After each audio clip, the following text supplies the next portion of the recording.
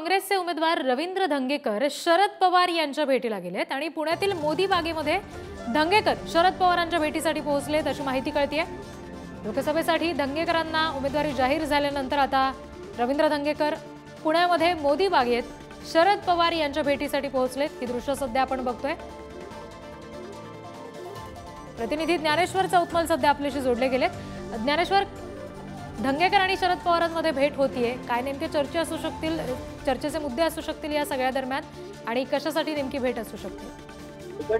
बरोबर, आपण बघतोय मोदी बागेत मवियाचे उमेदवार पुणे लोकसभेचे रवींद्र धंगेकर हे दाखल झालेले आहेत आणि शरद पवारांची भेट घेण्यासाठी ते मोदी बागेत आल्याचं आपल्याला पाहायला मिळतंय। त्यांच्यासोबत काँग्रेसचे पुण्यातले नेते मोहन जोशी देखील आपल्याला पाहायला मिळतात। अगदी काही वेळ शरद पवारांच्या भेटीसाठी ते आज मोदी बागेत जातील आणि शरद पवारांसोबत चर्चा करतील, बैठक होईल। अर्थात पुणे लोकसभेच्यासाठी म्हणून जी बैठक आहे ती या ठिकाणी पार पडणार आहे आणि सगळ्यात महत्वाची गोष्ट म्हणजे या सगळ्या आत्ताच्या प्राप्त परिस्थितीत काय नेमकी पुढची रणनीती असेल याही मुद्द्यांवर या बैठकीमध्ये चर्चा होण्याची शक्यता आहे।